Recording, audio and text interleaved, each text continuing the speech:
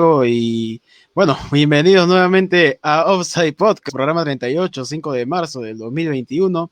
Acá ha habido unos problemas con el internet, pero ya estamos aquí en vivo nuevamente gracias al tío Offside que está gestionando Offside. Estamos nuevamente en vivo, soy Mauricio Lara y les presentamos nuevamente, aparte del equipo Offside, presentamos al señor Fernando de Pozo. Fernando, ¿cómo estás? Muy bien, Mauricio, encantado de estar con ustedes el día de hoy y emocionado por empezar porque tenemos mucha información. Así es, y nuevamente presentamos en este programa al señor Gianmarco Cabrera. ¿Cómo estás? Hola, ¿qué tal, muchachos? Buenas noches. De hecho, agradecido por estar un viernes más aquí, eh, con muchos temas por qué hablar. De hecho, con un súper invitado. eh, y vamos a empezar ya el programa.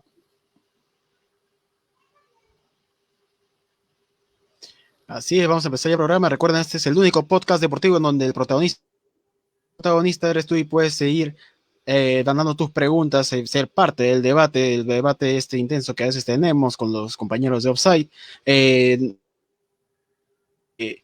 a este podcast. Vamos a empezar rápidamente con un invitado muy especial, como adelantó el señor Gianmarco.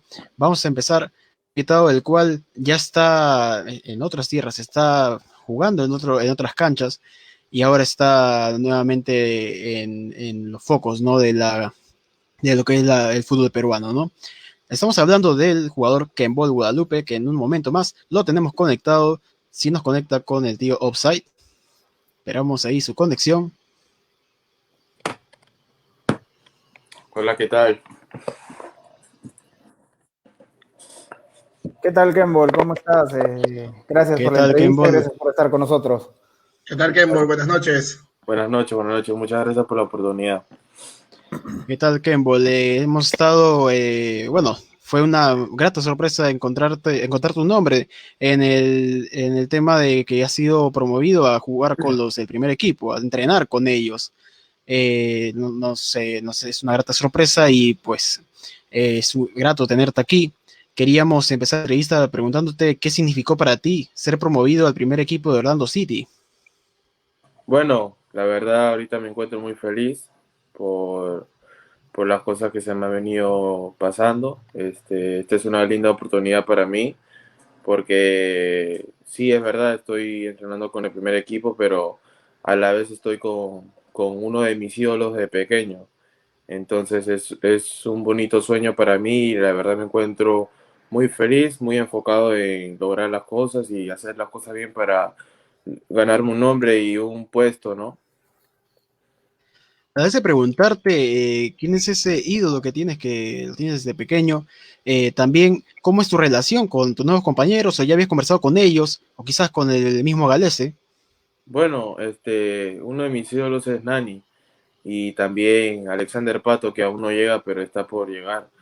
Y con Pedro Galese ya en estos días, en estas semanas he tenido su apoyo, he tenido su respaldo, me gané su cariño y él se ganó el mío, se convirtió en un amigo para mí y me está ayudando en todo lo que él puede ayudarme, ¿no?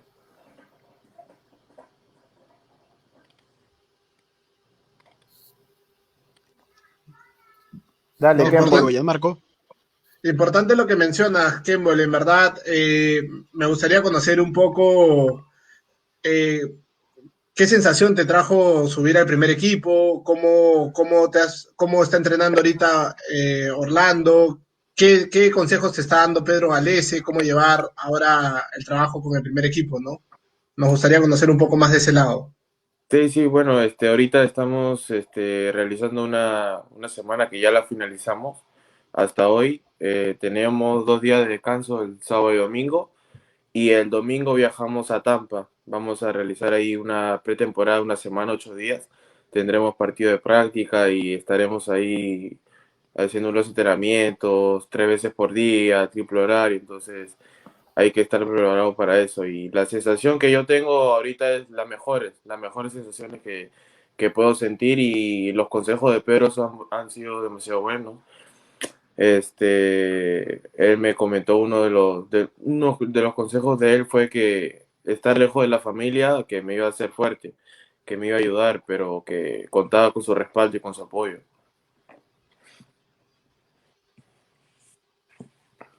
Dale, y Kembol, sabemos que tú te formaste en Sporting Cristal.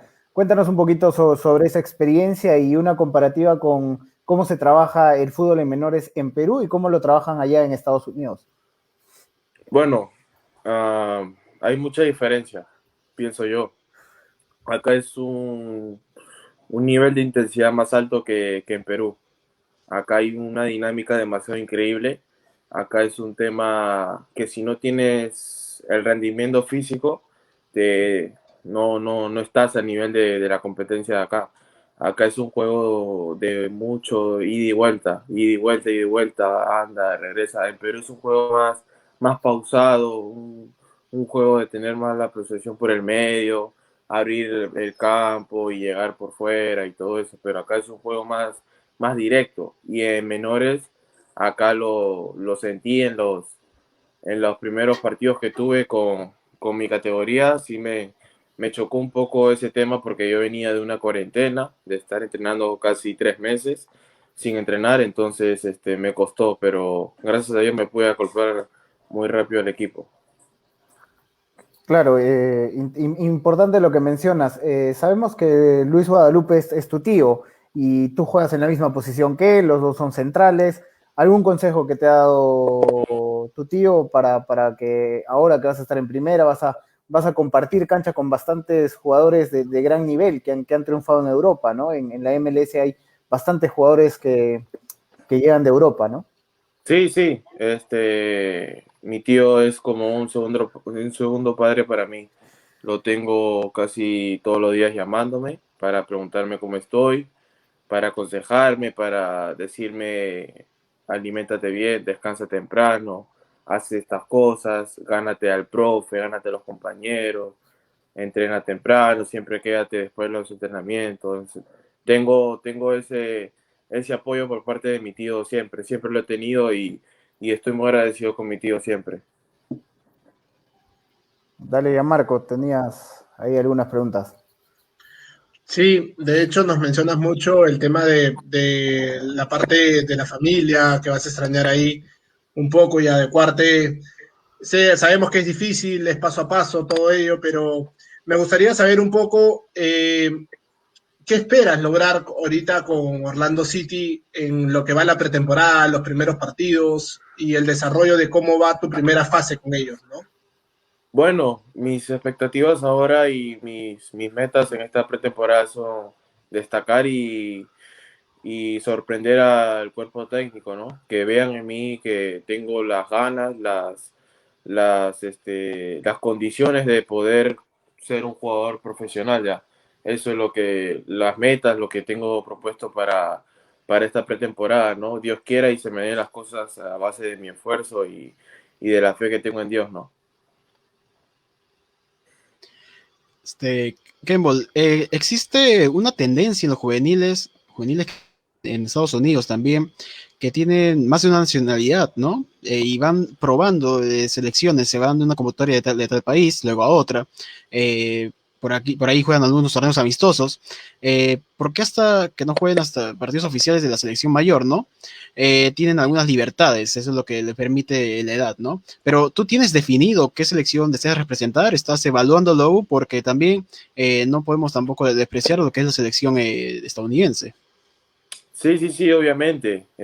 Como lo pude contar en una entrevista anterior, recibí acá en Estados Unidos una notificación para una lista de los posibles convocados a la sub-20 de acá de Estados Unidos.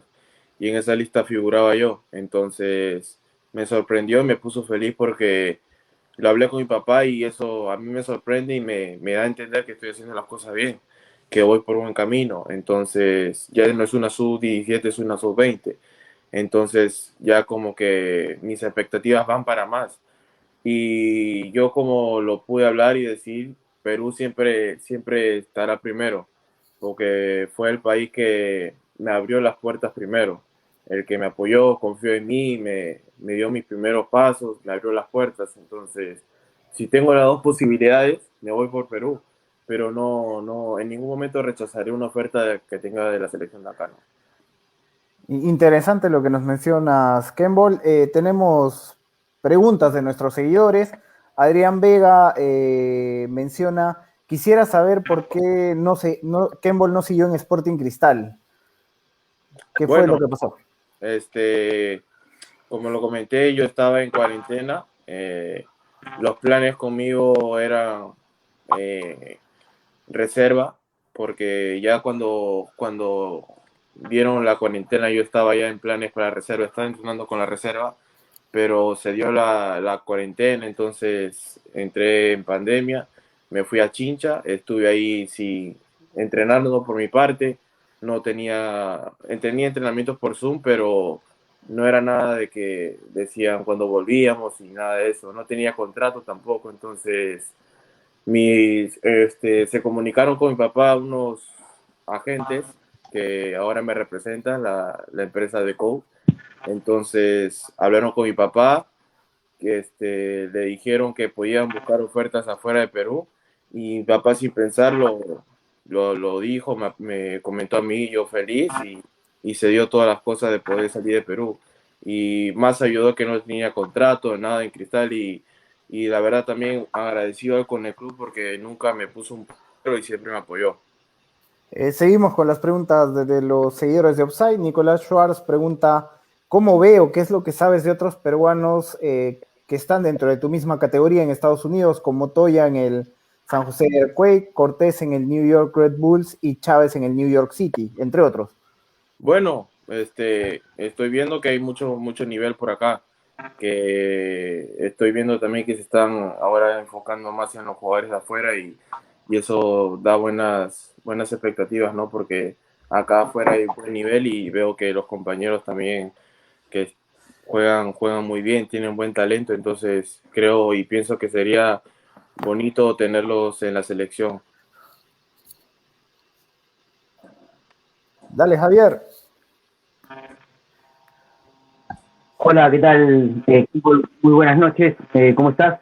Cuéntanos un poquito cómo ha sido tu llegada a la Sub-17, cómo a este el grupo, cómo te has sentido, cuéntanos. Bueno, yo llegué acá en octubre del año pasado. Llegué y estuve con la Sub-17, estuve haciendo partidos. Este, todo se dio demasiado rápido porque llegué la primera semana y los planes no eran jugar porque los papeles y todo eso. Entonces llegué y la primera semana me pusieron de titular para jugar. Entonces eso se dio demasiado rápido. Gracias a Dios pude destacar en los partidos. Después se dio este año. Llegué y se dio los entrenamientos y los partidos con la reserva de acá. Gracias a Dios ya tengo 4 partidos con la reserva, me fue bien, me consolidé en el equipo y me dieron la noticia ahora este mes que estoy con el primer equipo haciendo la pretemporada, ¿no?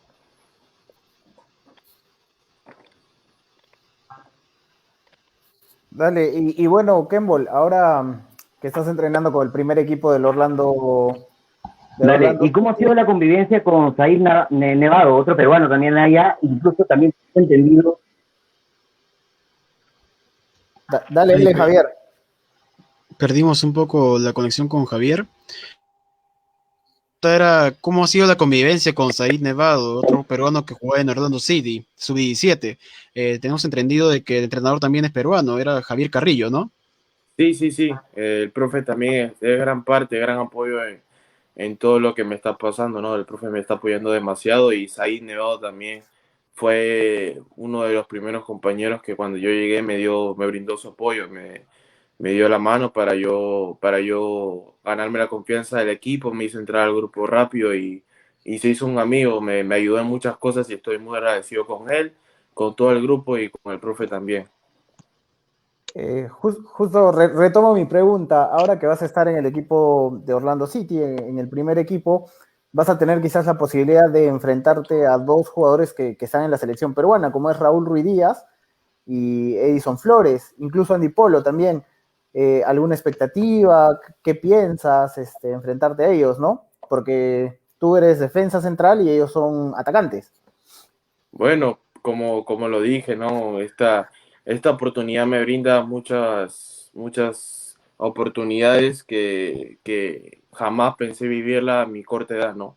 Sí, obviamente uno trabaja pensando en eso, pero tampoco creía que se me iba a dar tan rápido las cosas. Entonces, tengo expectativas muy, muy altas y, como lo dije, jugar contra jugadores de mi selección mayor sería muy bonito, ¿no? Muy bonito la experiencia, el roce, y también que me conozcan también, ¿no? Tenemos un comentario aquí de Eduardo Olivera. Nos dice, ¿recomiendas a los juveniles peruanos emigrar temprano o primero consolidarse en Perú? Más o menos cómo se lleva esto dentro de la personalidad de un jugador, obviamente de tu edad, o cómo lo has vivido con otros compañeros. Bueno, yo, como me tocó una entrevista anterior, me preguntaron lo mismo y yo dije que en Perú, lamentablemente, nosotros los jóvenes, porque yo lo he pasado y lo he pensado así, pensamos en primero 17, 18 años jugar en reserva, luego 19, 20 años recién llegar al primer equipo. Y eso es lo que nos hacen creer los entrenadores, porque nos hacen creer que tenemos que quemar etapas siempre, que tenemos que pasar sus 15, sus 17, sus 18, sus 19. Y entonces yo creo que, y quiero ser un ejemplo para todos, que la verdad uno siempre tiene que ir por más, nunca tiene que pensar en conformarse y pensar en menos. Siempre hay que pensar que el cielo es el límite. Entonces, que si tienes que dar más y tú crees que tu talento te da para muchísimas cosas, sal. Siempre, siempre es bueno, nada pierdes arriesgándote. Y gracias a Dios yo me vine solo, sin mi familia, y creo que ese sacrificio me ayudó mucho para hacerme fuerte y para lograr las recompensas que tengo ahora.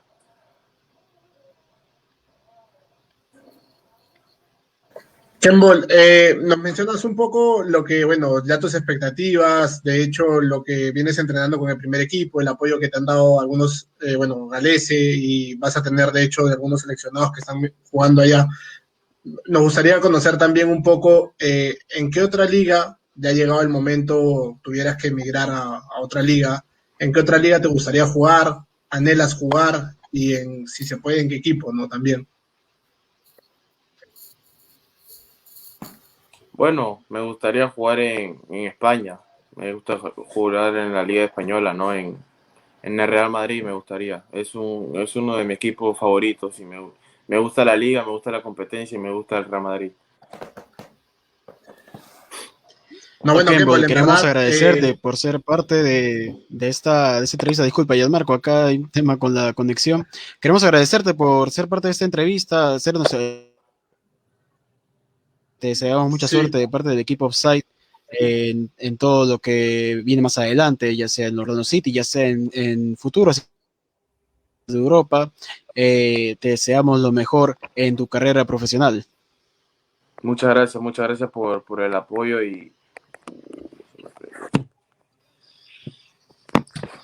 uh, muchas gracias por el apoyo, como le digo, y por la oportunidad que me están ahora dando de brindar Te lo que... escuchamos.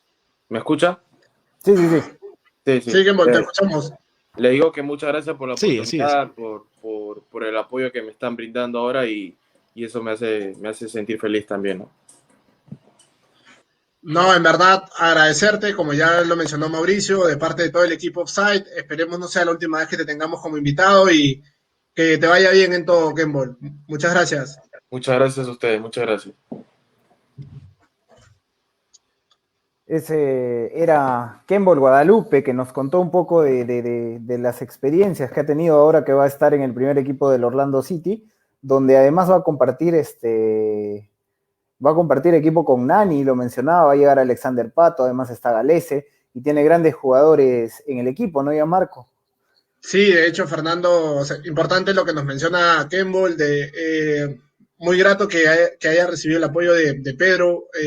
Sabemos que es un seleccionado mayor, sabemos que lo puede guiar y le ha dicho bien que tiene que manejar bien el tema familiar, que es muy importante, ¿no? De hecho, se extraña la familia, pero él está con un objetivo allá y esperemos que pueda seguir, pueda sumar minutos en Orlando y pueda en un futuro llegar al club que él anhela y espera, ¿no? Sí, importante, porque la MLS es una liga muy, muy importante, es una liga que te abre puertas Hemos visto que jugadores de acá han regresado a Europa, hemos visto que jugadores de Europa vienen a esta liga para terminar su carrera, algunos vienen para volver a darle otro empuje a su carrera, ¿no? Así que va a ser importante. Y yo resalto bastante lo que él mencionaba de que en Perú los entrenadores les piden que quemen etapas, y hemos visto que en Europa eso no sucede, ¿no? Ahí hay jugadores de 16 años, justo acabo de recordar a Karamoko Dembélé, que debutó con el Celtic a los 16 años, ¿no? Entonces, quizás habría que cambiar un poco el chip en nuestro país para que tengamos mejores jugadores juveniles y mejores seleccionados y tengamos más universo de jugadores. Sí, de hecho en la Liga Española ya hay jugadores que están entrenando con primer equipo, en la Liga Inglesa también. Yo creo que hoy por hoy Perú no puede tener la misma mentalidad que hace 5 o 6 años atrás.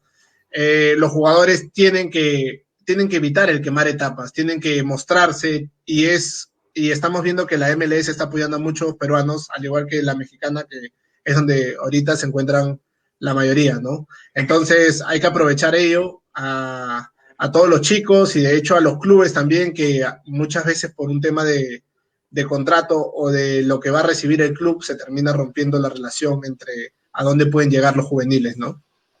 Sí, estamos de regreso con Mauricio Lari, Javier Reate y muchachos, ¿todo bien ya con la conexión? Todo bien, ya había un problema acá con el tema del cable, pero ya estamos Sí, nuevamente. sí, a veces también se me va a mí, no sé por qué, últimamente creo que internet está saturado con esto de la que ya esto que queda y todo el mundo está conectado a internet. Sí, bueno, la verdad que interesante la entrevista, la verdad disculpen un poco la tardanza más bien, tuve algunos inconvenientes para llegar, así que nada, creo que interesante la entrevista, creo que es un jugador importante que hay que seguir estando al tanto de él, porque creo que puede servir, por supuesto, para futuro, ¿por qué no en un futuro corto, no? Tiene 17 años, así que podría ser que pueda estar involucrado en las divisiones menores de la selección y luego pasar a la de mayores, ¿no? Así es un defensa que ya tiene prácticamente parte del terreno ganado, ¿no? Ya está jugando en un primer equipo, 16 años, mide 1,90 m, el tema de la estatura no va a ser ningún impedimento, obviamente, esa es la estatura ideal para un jugador, más aún cuando es central, obviamente sin discriminar a los defensas que tienen menos estatura, sin embargo, tener un poco más te da un plus, ¿no? Te da un plus. Y bueno, felizmente Kembo de Guadalupe lo tiene. Bueno, se recordará mucho también a la estatura que tenía su tío Cuto. Y bueno, es importante tener a jugadores ya desde esa edad, jugar en equipos de primera división, jugar y tener ese apego con esos jugadores, ¿no? La experiencia es importante. Así es, Mauricio, así es lo que mencionas, y importante, y como lo comentaba con Gianmarco, importante el tema que menciona que deberíamos cambiar ese chip de que los jugadores juveniles tienen que quemar etapas, ¿no? Hay jugadores juveniles que destacan por sobre otros, seguramente, y ellos deberían estar quizás tentando la posibilidad de jugar en un primer equipo, ¿no? Y eso nos daría más posibilidades. Concuerdo con Gianmarco, o sea, muchos nos ponemos en nuestra mente de que un jugador es menor o es joven, teniendo 20, 22 años, pero hay que ver un universo enorme que tenemos en Europa, hasta acá en Sudamérica, jugadores con esa edad de 16, jugadores con 18, jugadores con 20, que ya destacan, que son referentes, o sea, la excusa quizás puede ser un impedimento a la larga, ¿no? Pero tampoco es un limitante, porque puedes destacar siendo menor. Hay algo que, disculpa, ya Marco, hay algo que no, mencionan siempre los periodistas, que es lo van a quemar al jugador. Y yo creo que un jugador juvenil que inicia o que juegue en Universitario de Deportes, en Cristal, en Alianza Lima, tiene que saber la presión que va a sentir, y eso le va a ayudar para el futuro ser un mejor profesional, porque ellos dicen en la U, en Alianza y en Cristal hay presión, pero ellos no saben si van a ir a otra liga donde va a haber mucha más presión, o donde casi todos los equipos tienen presión, como es la MLS, a pesar de que el fútbol no está muy desarrollado en Estados Unidos, en Canadá, tienen bastante presión los jugadores, y él nos ha mencionado la forma en la que entrenan, que es mucho, mucho, mucho más fuerte que en Perú. Dale, ya Marco. Ahora sí, de hecho, justo lo que mencionabas, Fernando, es importante. Yo considero y veo otras ligas, a lo mismo que ustedes, muchachos, y vemos que como bien lo dice Eduardo Olivera, 20 años ya no eres un juvenil, 20 años yo creo que ya te puedes fogar en los equipos más top de Perú, más top de Estados Unidos, de otros países. Y importante que no le tengan miedo a probar a los nuevos futuros del balompié de cada país, ¿no? Yo creo que Kemble lo que nos demuestra es que en otro país sí le dan la oportunidad de entrenar con el primer equipo y aquí todavía de repente se hubiera quedado en un torneo de reserva y por ahí alternar, pero con pocas posibilidades de estar en la primera división, ¿no? Y eso para un jugador es importante, ganar confianza, ganar ritmo, el tema de jugar de repente es, reserva y primera, no es la misma sensación, te genera muchas hipótesis ahí que se podrían, nos tomaríamos toda la noche para debatirlos, pero yo considero que debemos aprender ahorita de los demás países y apostar por los jóvenes, ¿no? Que son el futuro. Y nada, Mauricio, de hecho, importante lo que nos decía Kemble, entrenar con un ídolo, Fernando o Mauricio, entrenar con un ídolo debe ser increíble, ¿no? Ver a tu ídolo al costado, decir, estamos compartiendo equipo, me puede enseñar muchísimo un jugador como Nani que ha estado en ligas súper competitivas. Sí, sí, tienes razón, ¿no? Nani, que ha jugado en el Manchester United, va a llegar Alexander Pato, que ha jugado en el AC Milán, o sea, son jugadores de talla mundial. Y importante que, que él tenga este roce, que él, si bien es cierto, de repente no va a iniciar siendo titular, pero que tenga este roce con estos jugadores en los entrenamientos, le va a ayudar bastante, ¿no? Y habría que mencionar también que hay que llamarle un poco la atención al grupo de scouting de la selección peruana, ¿no?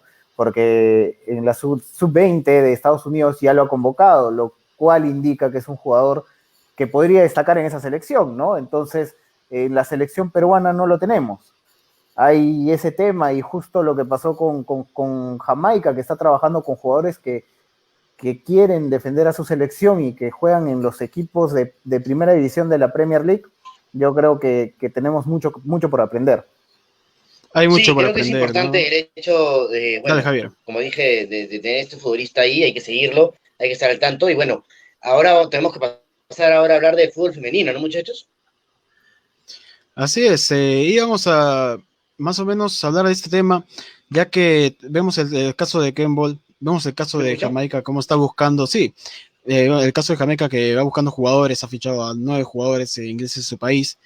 El tema importante que es la formación, una formación en la cual no hemos visto de forma seria en los últimos años en lo que es el fútbol femenino, un fútbol femenino que recién, bueno, se escuchará cliché, pero estamos en pañales, obviamente.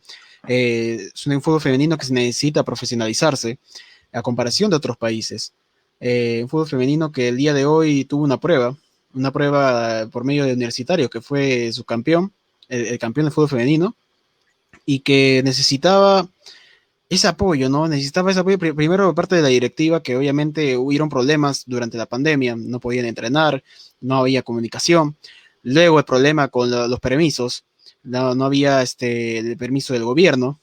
Y obviamente son trabas para las chicas, son trabas para un fútbol el cual es importante en el mundo, un fútbol que es reconocido. Brasil tiene su selección de brasileñas que ha sido campeones del mundo, Inglaterra también tiene excelentes jugadoras. Es un fútbol del cual no podemos mirar de lado, porque obviamente es importante la formación del deporte, más aún en un equipo femenino, ¿no?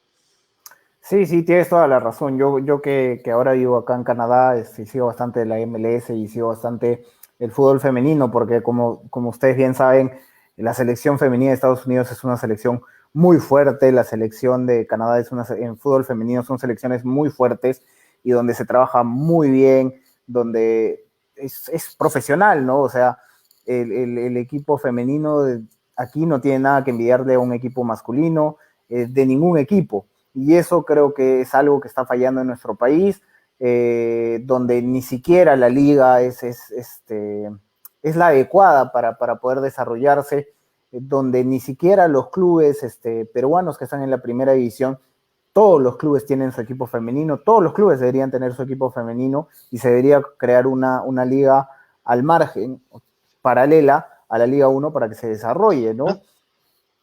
Y más aún Dale, porque exigimos resultados, exigimos mundial, exigimos Copas Américas, vamos desde arriba, ¿no?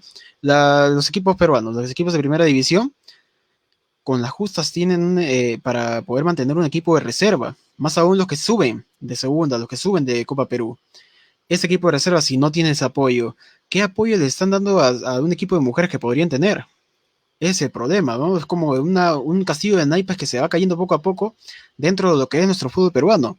Seguimos exigiendo resultados a Gareca, resultados a los DTs que están viniendo, de diferentes equipos que juegan a Libertadores, pero hay que ver nuestra realidad, hay que ver una realidad que va más allá del DT, más allá de los jugadores, es una realidad organizacional, prácticamente un desastre.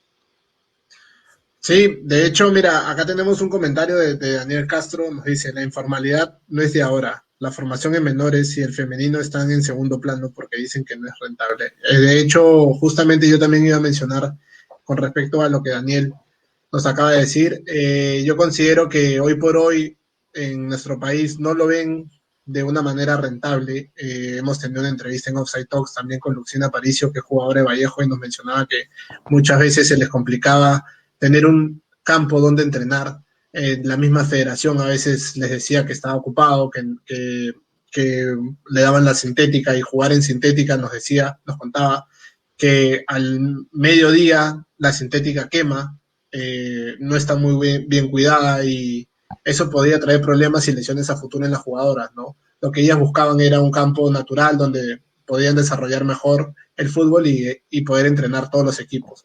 Ahora, ¿no es rentable? Sí, de repente no es rentable hoy por hoy, pero si estamos mirando de cara a otros países, vemos que la realidad está totalmente distinta, ¿no?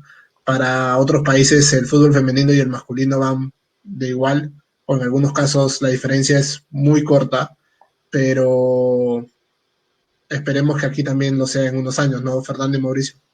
Sí, tienes razón, Gianmarco. La idea es que la federación invierta, porque se ha notado que es un equipo que ha sufrido.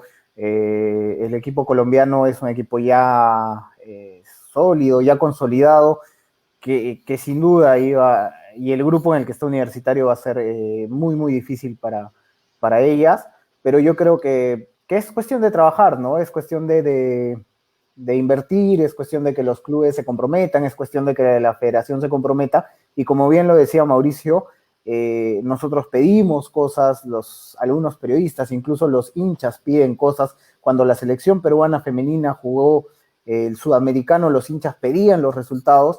Sin embargo, si no tienen las condiciones, si no tienen el apoyo, si no tienen lo básico como es un lugar donde entrenar, si no tienen lo básico como es que los clubes las apoyen, no vamos a poder llegar a ningún lado, ¿no? Eso es casi imposible, es una utopía. Es una utopía. Acá tenemos un comentario de Eduardo Olivera. Nos dice, ¿cómo no va a ser rentable? ¿Qué falta de visión? Existen premios por torneos nacionales, internacionales, venta de jugadores, sponsor de empresas que apoyan a la equidad de género. Es rentable, no tienen visión prácticamente los que son los dirigentes.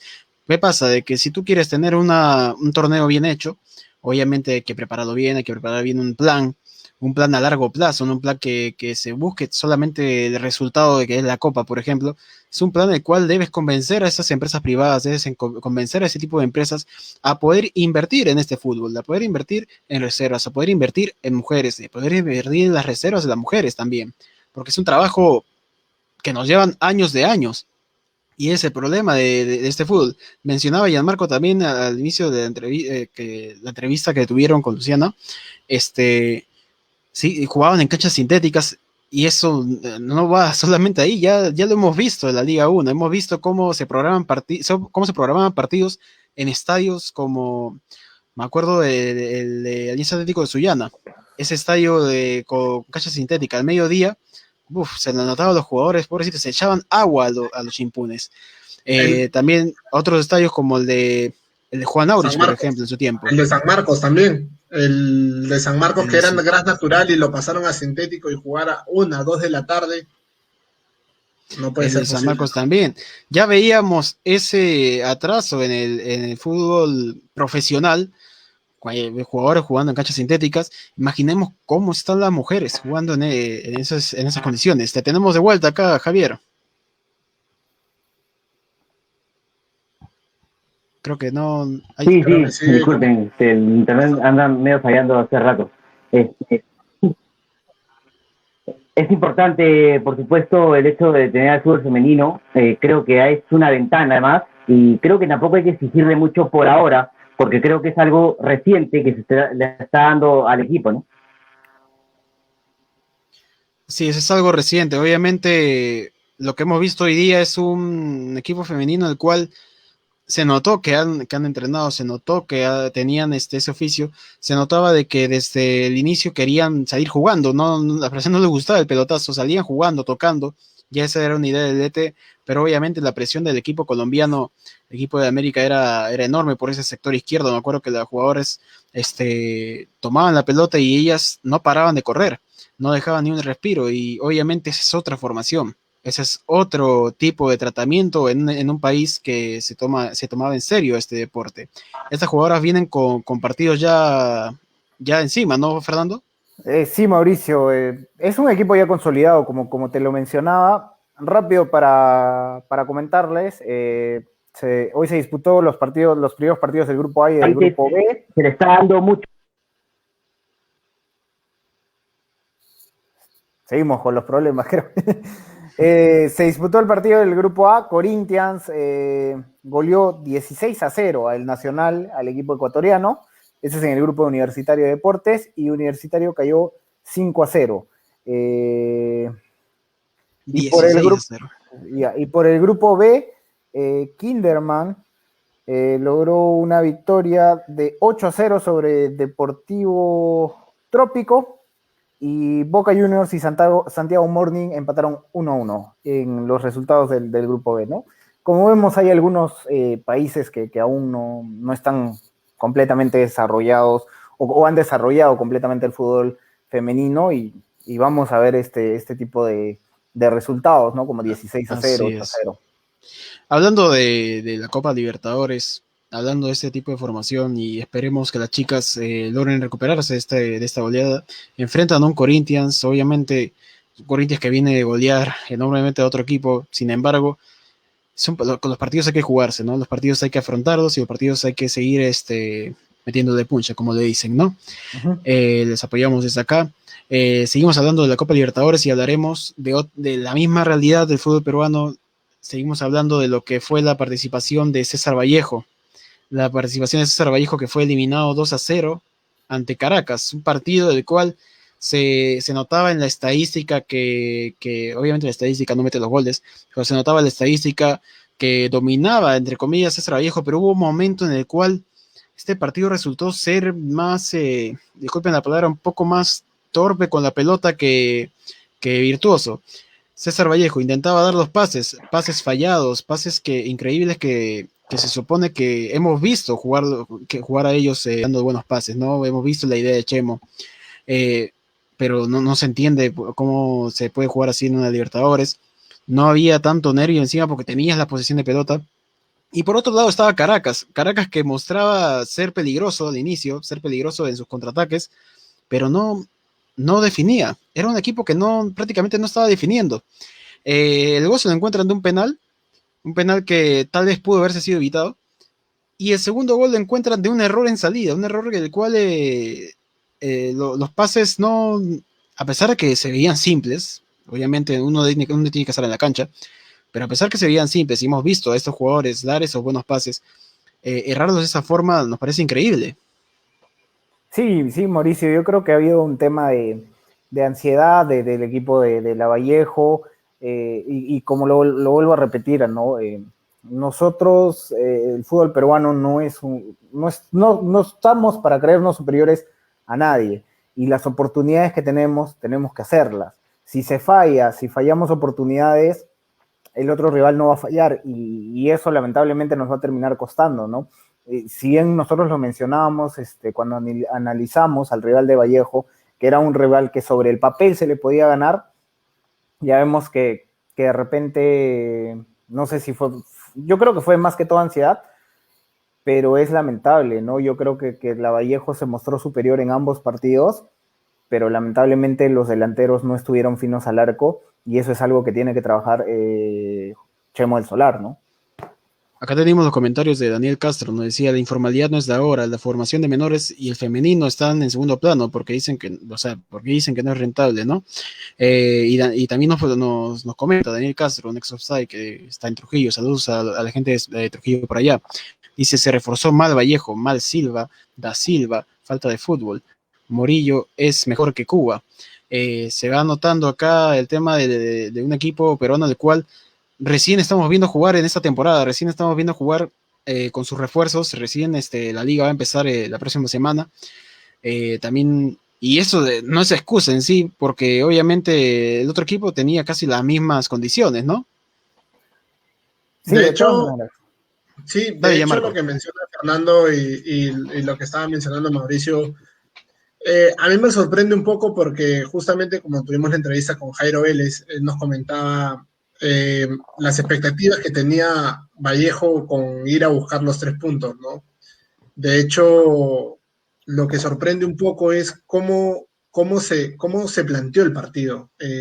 No sé si Chemo pudo estudiar un poco al rival o ver los errores de Vallejo, porque si bien es cierto, el comentario de Daniel da Silva sin fútbol, lo hemos visto en Alianza, aún no recupera su nivel.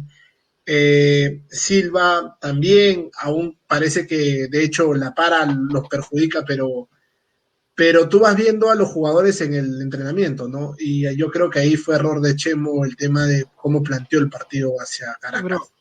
pero hay responsabilidad de Chemo aquí, porque hemos visto un Vallejo con posesión, eso es una parte, obviamente no todo es posesión. Hemos visto un Vallejo que se supone que debió haber llegado hasta el arco rival, pero prácticamente tenía los mismos disparos que Caracas. Hemos visto un Vallejo con errores en pases, errores que obviamente un DT no puede entrar a dar los pases. Hemos visto la expulsión de Vázquez, la expulsión infantil, el puñete frente al árbitro, obviamente no se le iban a perdonar. Y hemos visto bueno, el segundo gol, que obviamente era pases de ansiedad. Era una ansiedad.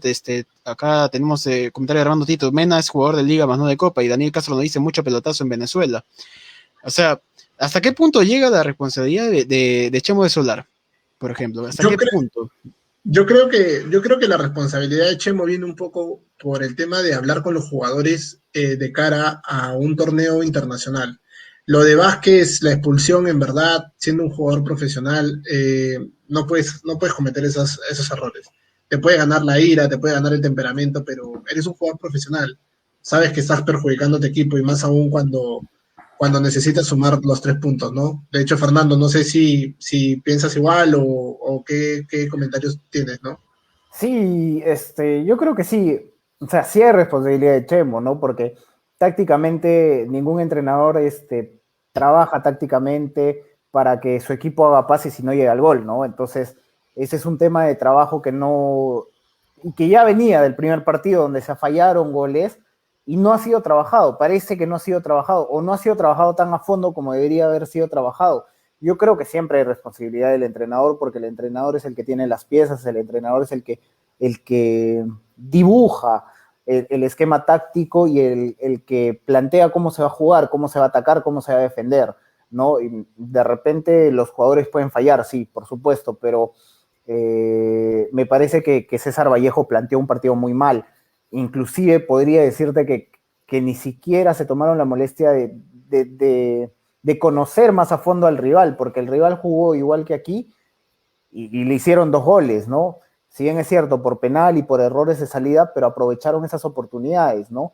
Y me parece que Caracas sí estudió a la Universidad César Vallejo, porque si bien es cierto, tú mencionas que ha tenido bastante posesión de pelota, eso no se ha traducido en ataques, eso no se ha traducido en oportunidades de gol, ¿verdad, Mauricio? Así es, la posesión de balón obviamente no es todo, no hacen nada con la posesión si no meten los goles. Daniel nos dice, Vallejo sí tiene posición, pero no tiene profundidad ni sorpresa.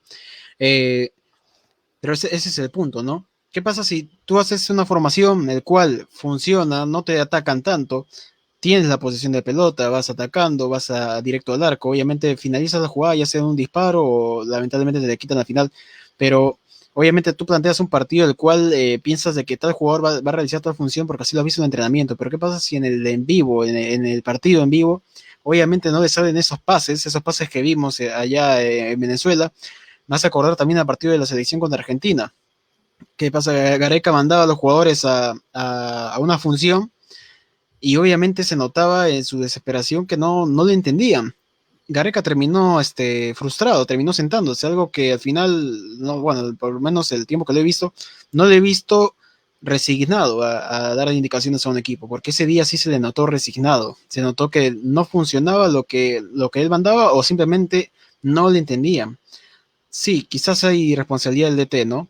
Pero también hay que ponerle parte al jugador. Vemos equipos de fútbol perder y la culpa es del DT, por ejemplo. La culpa es del DT porque planteó mal.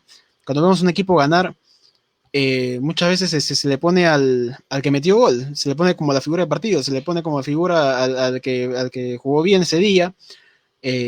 Siento en sí un poco de injusticia para ese tipo de DTs. No sé qué opinan ustedes. Sí, sí, seguro que sí. Lo que yo te menciono es que yo no vi un planteamiento agresivo, porque eso es lo que se tenía que hacer, un planteamiento agresivo. Como bien menciona Daniel Castro, no tenía sorpresa, y le va a costar a la Universidad César Vallejo el torneo peruano, porque es un equipo que no tiene sorpresa, es un equipo que no tiene profundidad y es un equipo que maneja bien el balón, pero sin sorpresa y sin profundidad el manejo del balón no te sirve de nada, ¿no? Y más aún si sus delanteros, si los atacantes que la temporada pasada hicieron goles, ahora no los hacen, es un problema, ¿no? Y ahí entra, ¿no? Como tú mencionas, esa es la chamba del entrenador, ¿no? Buscar las piezas que ayuden, por eso se llama cuando termina una temporada y empieza otra, reforzar el equipo, porque tienes que reforzar en los puntos débiles y traer jugadores que te van a rendir, porque si traes jugadores que no te van a rendir, no estás reforzando el equipo, estás botando tu dinero, literalmente, ¿no? No sé qué opina Gianmarco.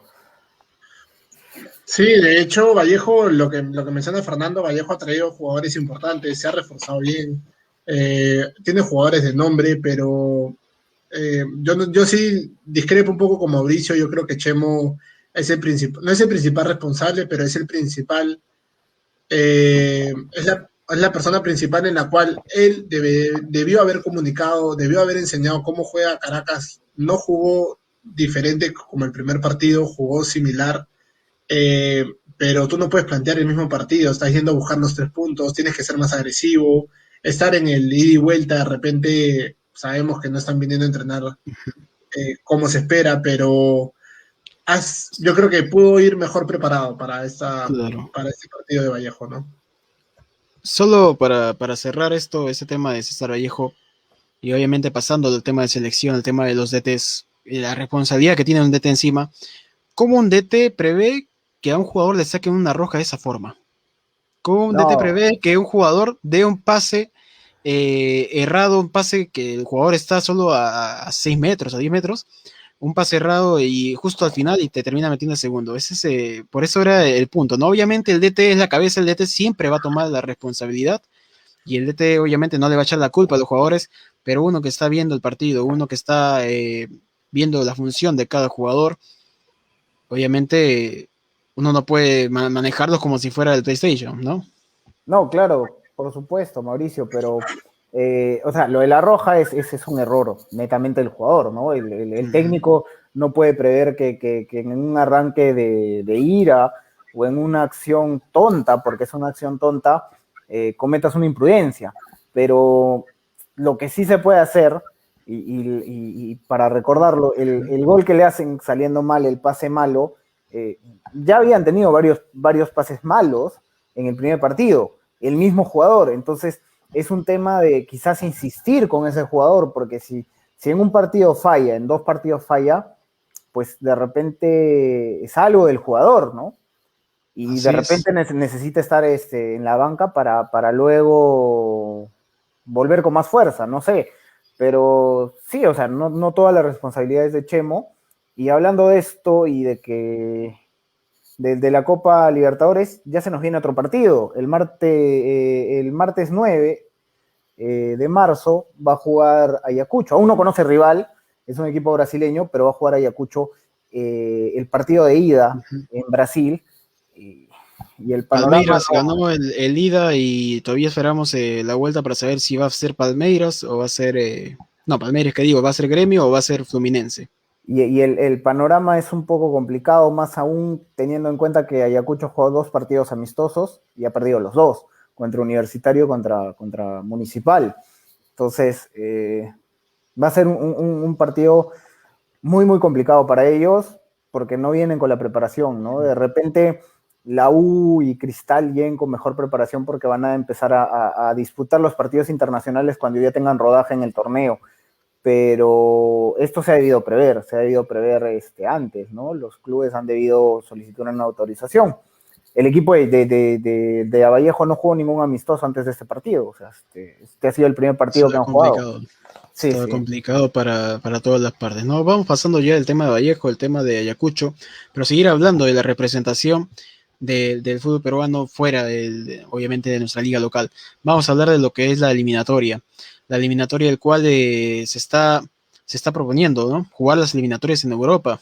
El día de hoy se realizó una sesión de trabajo de la FIFA, Conmebol y asociaciones miembros sobre la fecha de marzo de eliminatoria. Obviamente la FIFA se comprometió a seguir buscando la solución. Sin embargo, obviamente hay discrepancias, ¿no? Los jugadores sudamericanos que militan en ligas europeas no están siendo liberados a favor de las selecciones, ¿no? A nosotros también nos afecta. Tenemos jugadores que son titulares en el equipo y obviamente es complicado y más aún para las demás selecciones. Según la última información, al inicio se tenía una diferente, pero lo último que se pudo obtener, no quieren jugar sin europeos Brasil, Chile, Colombia, Paraguay, Venezuela y Perú. Al inicio Perú, aparecía Perú como una selección que sí quería jugar, sí quería darle partido allá en Europa, pero esta es la última información que se pudo obtener y el día de mañana hay una nueva reunión con el presidente de la FIFA y el Consejo de la Conmebol. ¿Cómo se va a solucionar esto, no? No sé qué opinan ustedes aquí para un debate rápido. ¿Jugarían la fecha doble sin europeos o se irían a jugar allá a Europa? Es un tema discutible porque hay que retroceder un poquito y tener en cuenta esto, ¿no? Digamos, Perú convoca a los jugadores que militan en Europa y el club los va a liberar a una semana o 2 semanas del encuentro. El jugador tiene que pasar 14 días en aislamiento. Si son 2 semanas, el jugador va a estar literalmente las 2 semanas de entrenamiento en confinamiento, no puede salir, no puede jugar por las normas estas del COVID. Entonces, yo pienso que los clubes europeos están pensando que sería algo absurdo que manden a un jugador para que esté 14 días sin entrenar, juegue, se pueda lesionar, y luego cuando vuelve a Europa, si bien es cierto, algunos países tienen veto, igual tiene que hacer una cuarentena y otros 14 días que pierde el club, ¿no? A un jugador que de repente no sé, de repente ni siquiera va a ser considerado en la selección. Yo creo que es un tiempo difícil, son momentos complicados, fuera de lo normal, y creo que los clubes van a tener que empezar a jugar sin los europeos, ¿no? Hay que ver qué clubes se perjudican más y cuáles clubes no se perjudican tanto, ¿no? La selección peruana no debe pasar de los 8 o 10 jugadores que están en Europa. Brasil debe tener casi todo su equipo juega en Europa, ¿no? Supongo que por eso es la idea de negarse a jugar sin ellos, porque todo el equipo suplente vienen de Europa. Dale, ya Marco.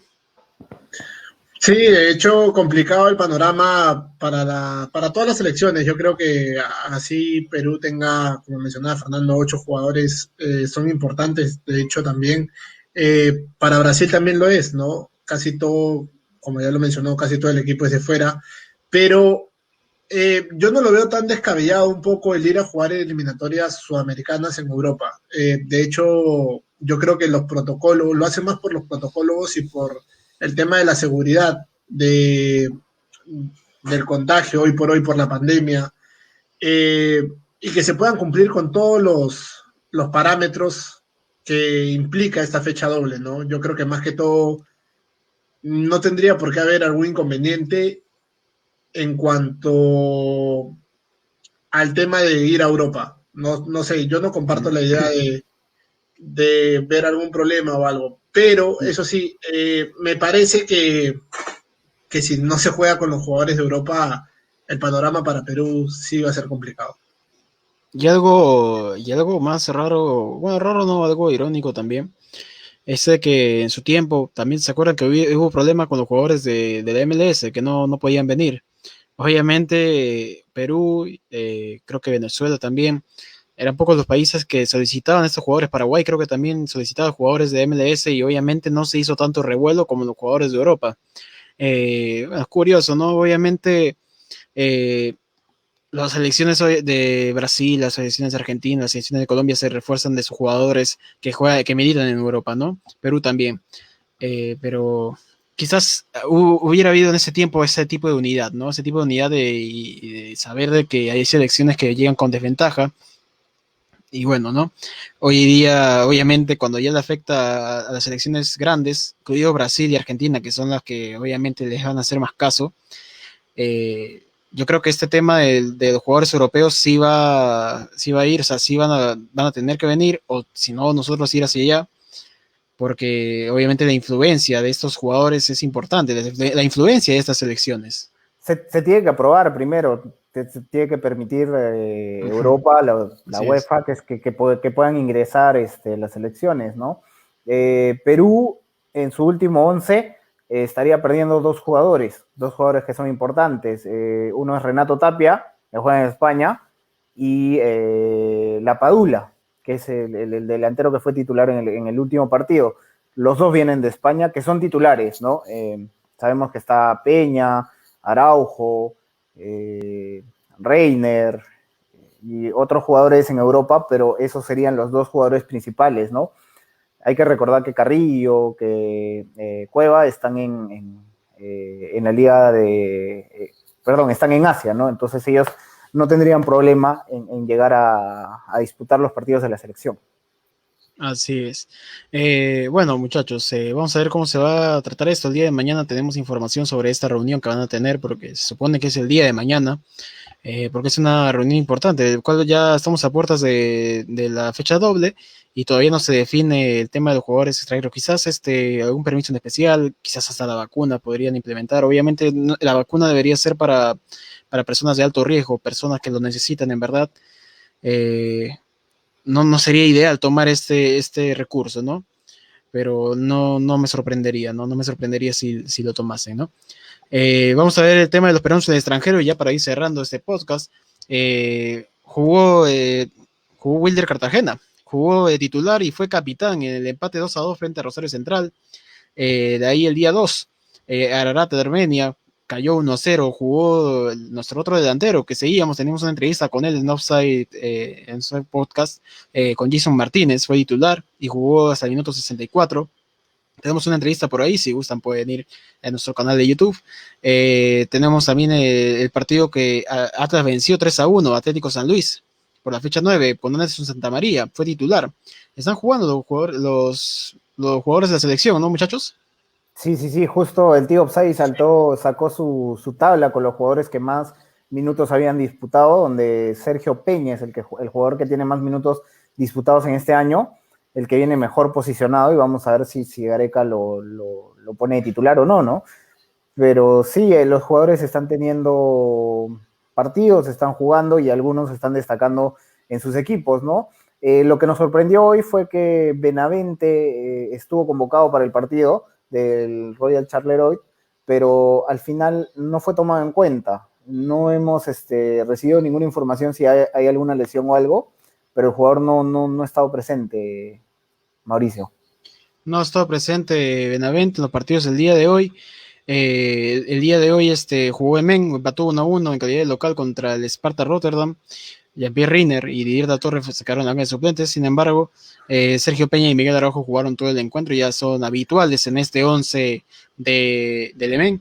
Y también jugó hoy día Cueva hizo una asistencia, el gol fue muy bonito, en verdad. Hizo una serie de toques con sus propios compañeros, sin embargo, perdieron 2-1. Se complica con la baja. Se complica con la baja, muchachos. Mientras el Al-Hilal venció 2-1 al Al-Raed, Carrillo nuevamente fue titular y jugó hasta los 68. Carrillo se paseó. Obviamente el Al-Hilal es un equipo poderoso en esa liga. Y bueno, muchachos, nuevamente recordando la lista que hizo el tío Offside. Sí, que la que Paul lo va a poner. Lo va a poner, creo, el tío Offside en cualquier momento. Ahí está. Ahí lo tenemos, ¿no? Los minutos ya jugados y si nos damos cuenta y con ese tema de que no se va a jugar allá, no se puede jugar con jugadores europeos por ahora, vemos que todos son europeos. Sí. Tenemos a Sergio Peña, Araujo, Renato Tapia, La Padula, Trauco, Advíncula, Gianmarco. Sí, jugadores importantes, de hecho, muchos de ellos titulares en la selección, otros alternan en el caso de Peña, Araujo, y bueno, vamos a ver qué pasa, ¿no? De hecho, este tema va a dar que hablar toda esta semana también. Esperemos que lleguen a un consenso a todas las elecciones y se pueda dar lo mejor para disputar la fecha doble, ¿no? Que a Perú es sumamente importante que se traigan los 6 puntos a casa. Así es, Trauco que jugó el día 3, cayó de local 3-2 contra el Lens. Trauco empezó todo el partido, obviamente en el banco de suplentes. Está siendo habitualmente titular, justo en ese partido fue suplente, pero ingresó en los 71. Y bueno, Benevento nuevamente cayó 3-0 contra el Verona. La Padula jugó desde el inicio, fue reemplazado a los 74. Hablando de los jugadores que juegan en el extranjero, ¿no? Pero hablando de los jugadores que están acá, los jugadores que están en Sudamérica, en Centroamérica, en México, anotó Ormeño voltearon el partido, creo que 2-1 contra León. Ormeño ingresó en el 77 y anotó 85 vía penal, y es un jugador el cual está siendo el engreído del tío, el futuro 9 de la selección, que en verdad lo deberían de llamar. Yo considero que está dando buenos resultados, está sumando minutos, y lo importante de un delantero es el gol, ¿no, Fernando? Sí, ¿a dónde le conviene ir a Ormeño?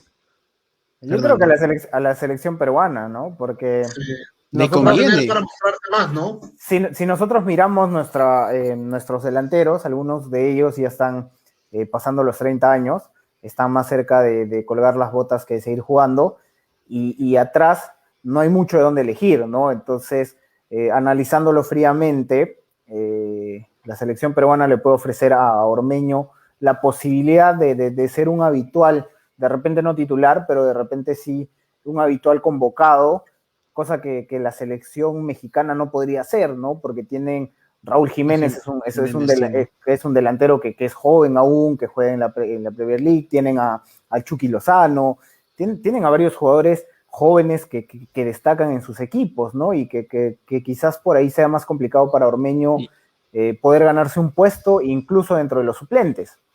Y está difícil, está muy difícil la decisión, porque obviamente si vemos a Ormeño, que tiene un pico de subida constante, es considerado por México, se podría considerar por México. México es una selección que siempre va al Mundial, una selección que siempre pelea y gana la Copa de Centroamérica.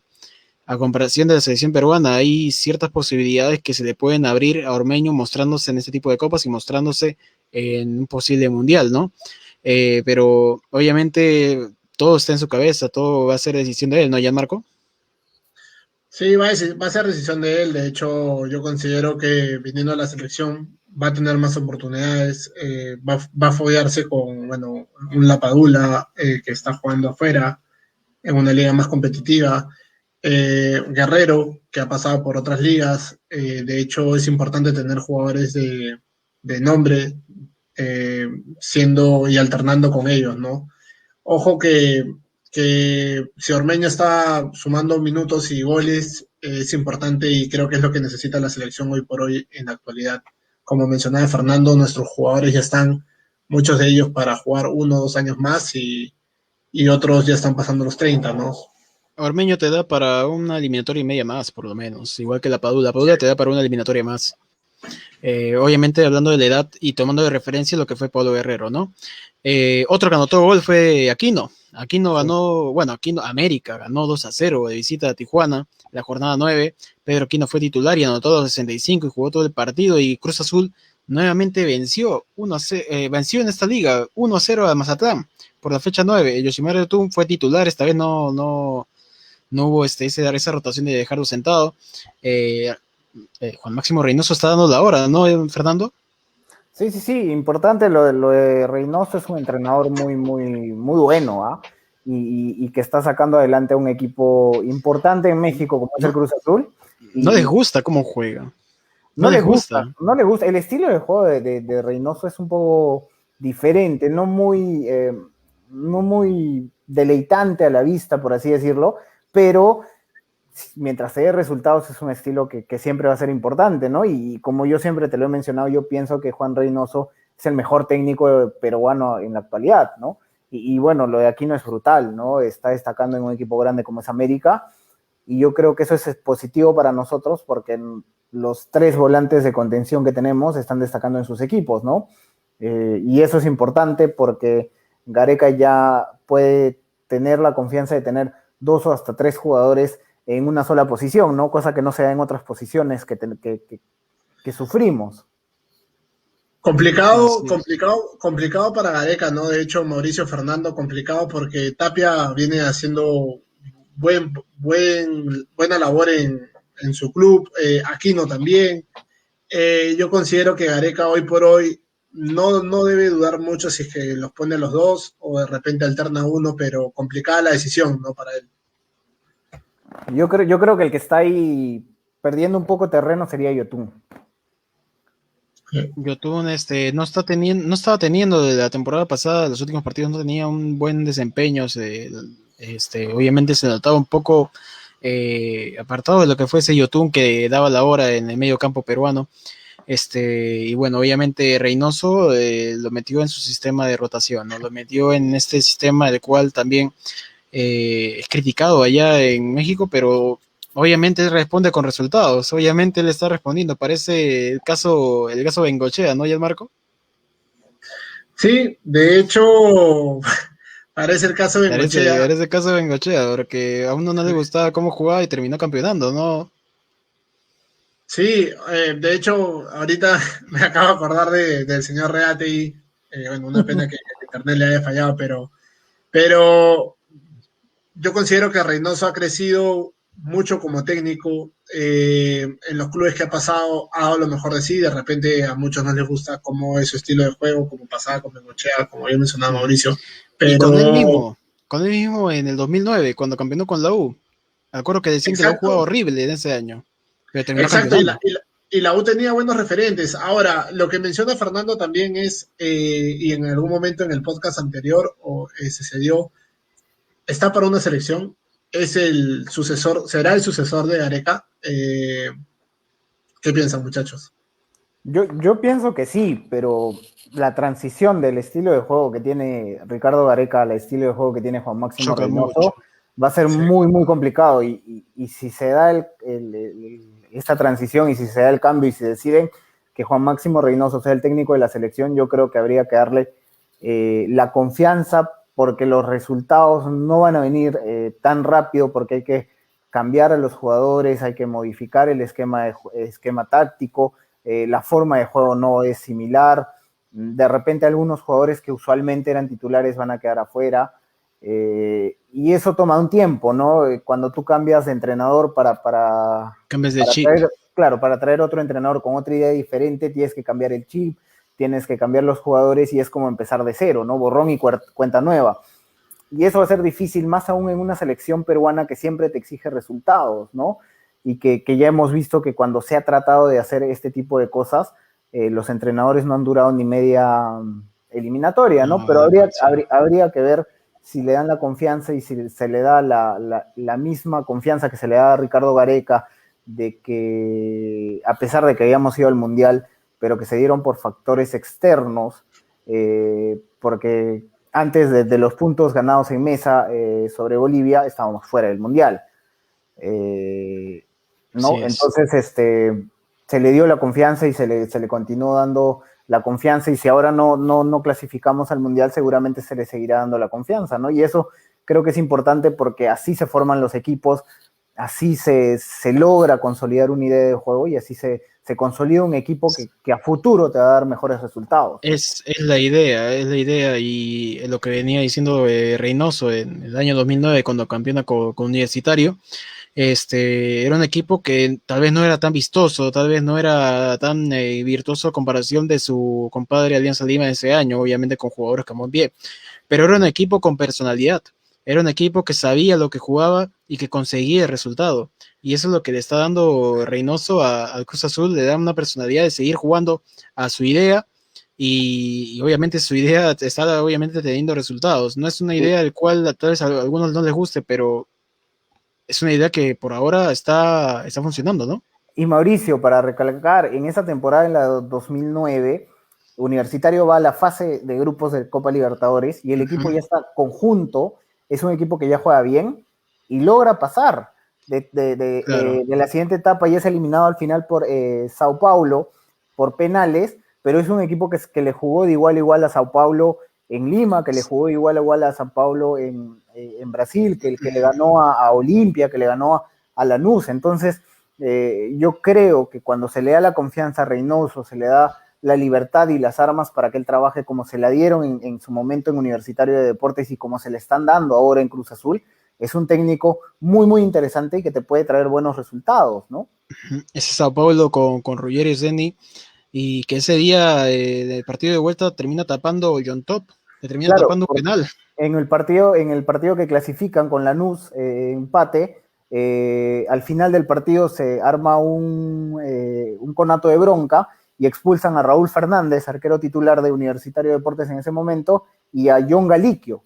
Entonces la U termina modificando un poco su sistema de juego y John Top termina tapándole un penal a Rogerio Ceni, ¿no? Lamentablemente, si no me equivoco, el negro Galván, Piero Alba, termina pateando un poco más de los penales. Sí, los penales no fueron tan bien. Y ahí se termina el periplo, pero quizás si se hubiera seguido dando la oportunidad, ese Universitario hubiera dado para otras cosas, ¿no? Así es, muchachos. Bueno, muchachos, ya nos vamos despidiendo. La próxima semana ya vamos trayendo más información porque la próxima semana se supone ya empieza la Liga 1, ¿no, Fernando? Sí, el 13 de marzo se ha confirmado que Universitario de Deportes juega con Melgar. Aún no se ha confirmado la hora, pero parece que ya todo va a empezar, ¿no? No se va a aceptar el pedido de Alianza Lima de posponer el inicio, claro, el inicio del torneo.